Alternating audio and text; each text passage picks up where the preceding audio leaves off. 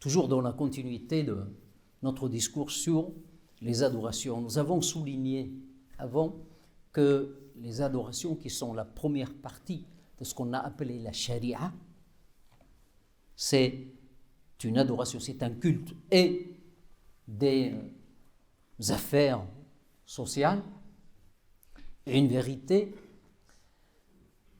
Concernant les adorations, nous avons dit qu'il y a derrière ces adorations commandées et prescrites par Allah subhanahu wa ta'ala à ses serviteurs, il y a des sagesses, il y a des secrets.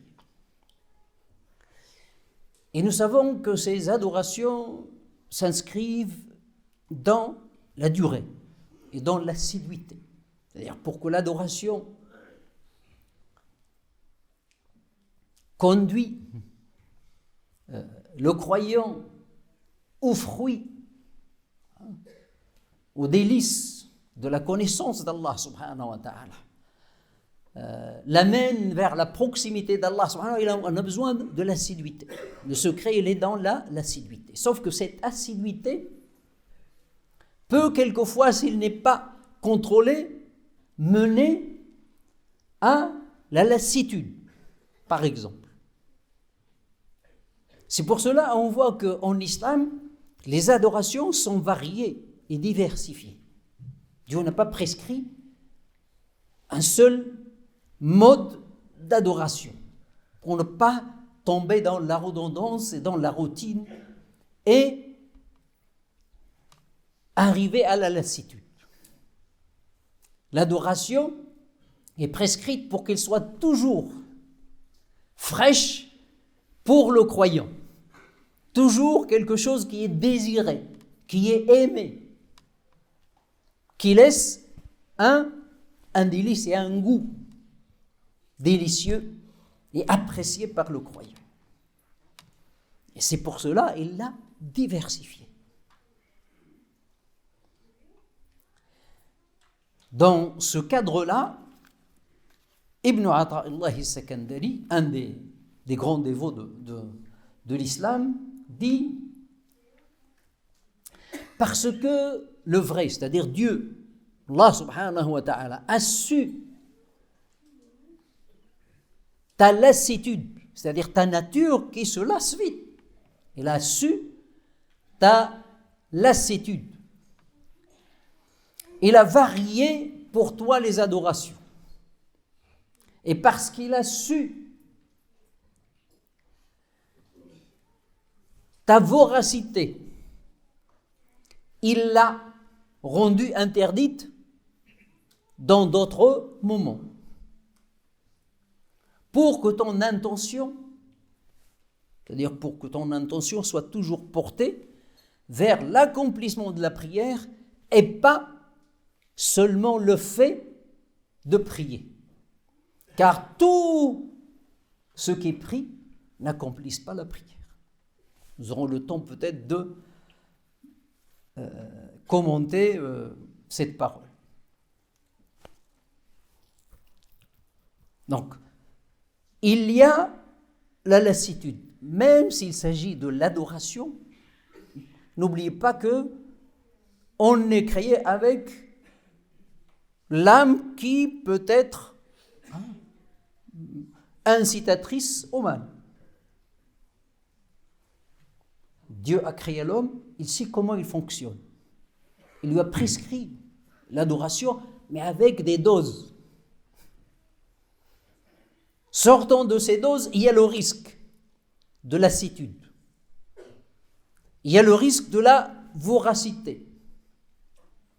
Aimer quelque chose peut conduire à la consommer mal. Et l'effet sera pervers. Aimer quelque chose peut conduire à l'excès et conduire par la suite à la lassitude et tout laisser tomber. Dieu connaît la nature de l'homme, c'est pour cela il a diversifié. Il n'y a pas que la prière. Il y a la prière, le pèlerinage, le jeûne et d'autres choses. C'est-à-dire le repas, il est varié. C'est comme si tu ne manges pas toujours la même chose. Et ça, c'est une nature. Hein? Quelque chose qu'on peut appliquer à ce qui est matériel et qui est valable à ce qui est spirituel. Parce qu'il s'agit de l'âme. Il s'agit de la même chose. L'âme humaine. Quand tu manges toujours la même chose, même s'il coûte cher, même si la chose la plus délicieuse dans le monde, tu vas te lasser. Et tu vas laisser tomber. Peut-être tu vas tomber dans le dégoût de cette chose qui est la meilleure nourriture qui existe. Ça, c'est la nature humaine. L'adoration a été prescrite dans la variété et dans la diversité.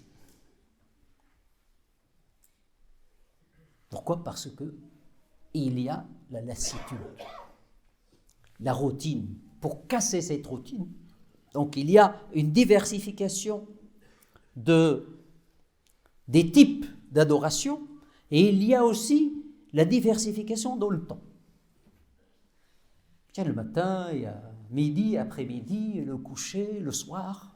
Il y a les prières de la nuit, les prières de la journée. Il y a ce qui est obligatoire, ce qui est surrogatoire, selon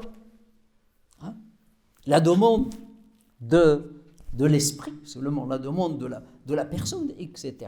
Et toute cette diversification pour que la chose reste toujours bien aimée. Pour qu'on soit toujours dans l'accomplissement de la prière et pas seulement l'image de la prière. Le fait de prier n'est pas le fait d'accomplir la prière. C'est pour cela le Coran, il parle toujours accomplir la prière. Il ne dit pas prier. Accomplir la prière. On comprend qu'il y a une nuance entre accomplir la prière et faire la prière.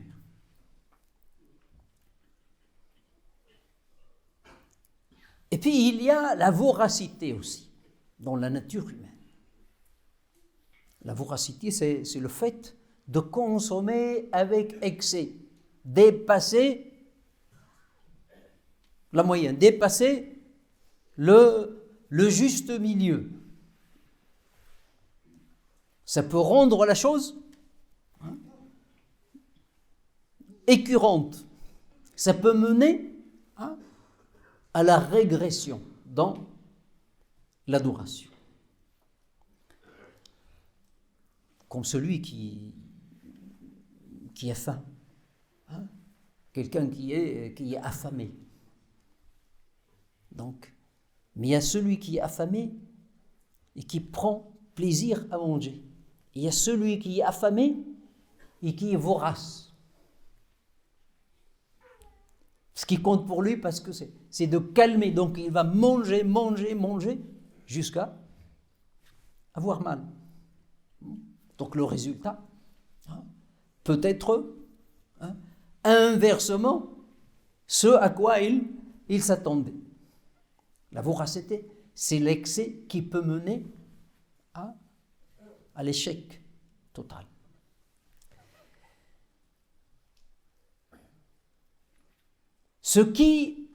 C'est-à-dire, il y a un poète qui dit, quand l'esprit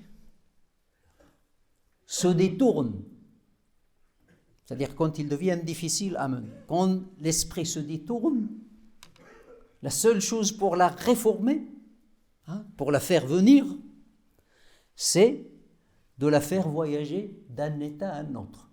Il faut à chaque fois changer de halte pour qu'il ne tombe pas dans l'assidu. Et c'est pour cela que le prophète sallallahu alayhi wa sallam, on trouve dans les hadiths du prophète sallallahu alayhi wa sallam des choses qui vont dans ce sens-là. Il disait à ses compagnons que chacun de vous se met dans la prière, là il parle de la prière surrogatoire, se met dans la prière selon la vivacité de son cœur,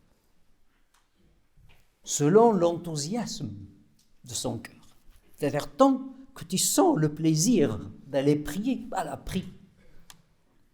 Mais n'excède pas, ne tombe pas dans l'excès, parce que tu vas te lasser. Comme dit le dicton, qui a un hadith d'ailleurs, il dit que celui qui presse sa monture par excès, hein, c'est-à-dire pour arriver, il n'atteindra pas sa destination et il tuera la monture qui le porte. Il ne va pas arriver à destination et la monture qui porte. Donc tu vas tuer ton cœur. Par l'excès, voilà, l'esprit il va tomber dans la lassitude et l'écœurement. Il ne va plus aimer l'adoration. Parce que notre monture, c'est notre esprit. C'est elle qui nous incite à faire le bien, à faire le mal. Et comme dit le prophète, alayhi salatu wassalam, à ceux qui veulent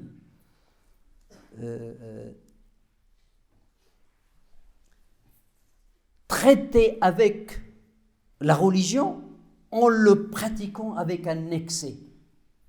Il dit, faites attention. Cette religion, c'est comme quelque chose de dur. Pénétrez avec douceur. Allez-y avec douceur. Celui qui veut se comporter d'une manière forte et ferme avec la religion, en pratiquant la religion l'abattra. Tu ne vas jamais gagner. Tu ne peux pas. On n'est pas plus près que le prophète alayhi salatu wassalam. C'est notre enseignant. C'est pour cela lorsqu'il a... Parce que le croyant peut tomber dans cela. Part avec une bonne intention. Il aime la prière, il aime le jeûne, il aime les adorations. Mais l'excès peut le mener, et cette voracité peut le mener à tout laisser tomber. Et on le voit dans l'expérience. Certaines personnes, quand ils embrassent l'islam ou nouvellement ils commencent à pratiquer l'islam, ils disent moi je voudrais pratiquer comme il faut, y aller. Donc ils cumulent. Il veut faire trop de prières, il veut jeûner tout le temps, il veut faire des sunnahs. Quand il entend une sunnah, je vais la faire. Mais à un certain moment, il n'arrive plus. Il laisse tomber tout en même temps. Il veut tout prendre, il laisse tout tomber. Et ça s'est arrivé aux compagnons du prophète alayhi salatu wassalam. Ils ont demandé comment le prophète sallallahu alayhi wa sallam, comment c'était l'adoration du prophète sallallahu alayhi wa sallam. Et puis ils ont dit mais c'est pas grand chose ça. Mais bon, il s'agit du prophète, nous ne sommes pas comme le prophète. Et chacun a cru faire mieux que le prophète sallallahu alayhi wa sallam. Il y a un qui a dit moi je vais prier tout le temps, je ne vais pas dormir pour en profiter. Un autre qui a dit moi je vais jeûner tout le temps. Et un autre qui a dit moi je ne vais pas me marier pour me consacrer à l'adoration. Le prophète, quand il a entendu ça, a été en colère. Et puis il a dit, voilà, dans le hadith, vous ne pouvez pas être plus pieux que moi, plus craintif du Seigneur que moi. Et moi je prie, je dors, je jeûne, je mange et je me marie. Et celui qui se détourne de ma tradition, de ma sunna, ne fait pas partie de moi. Et les a ramenés à la raison. Parce qu'on ne peut pas, parce que l'excès, si l'excès était quelque chose de bénéfique, les prières auraient été restées 50 au lieu de 5. Étaient restées 50 comme ils ont été prescrits au prophète sallallahu alayhi wa sallam la première fois selon le hadith. Non, ils ont été réduits 10 fois. Pourquoi? Pour éviter la lassitude. Pour éviter la lassitude. Mais cela peut mener des gens qui aiment l'adoration parce qu'ils sont voraces. Mais ils ne savent pas qu'ils peuvent tomber dans le travers de l'excès. Le prophète, alayhi salatu wassalam, dans le hadith, disait à Bilal, quand le moment de la prière arrivait, « Arihna biha ya Bilal » apaise nos cœurs avec la prière. C'est-à-dire la prière, il est attendue. Il faut que l'adoration soit quelque chose qui est voulu, qui est désiré. Et c'est pour cela qu'il y a la diversification. Et il y a des moments où on ne fait pas les prières. Il est interdit de faire la prière. Parce que ceux qui sont voraces de faire, ils veulent prier tout le temps. Parce que le temps entier est fait pour la prière. Sauf que le prophète sallallahu alayhi wa sallam a dit, bon, il y a des moments où on ne fait pas la prière. C'est pour stopper, pour ne pas tomber dans la voracité qui peut mener donc à la lassitude. Après, Dieu ne fait pas porter une âme ce qu'il ne peut pas supporter, même s'il est voulu, même s'il est aimé. Il y a des gens qui portent plus que ce qu'ils peuvent par amour de cette chose. Mais tout est fait dans le calcul et dans dans l'équilibre médiane pour ne pas tomber dans la lassitude. نسأل الله تبارك وتعالى أن يجعلنا وإياكم ممن يستمع وقال فيتبعون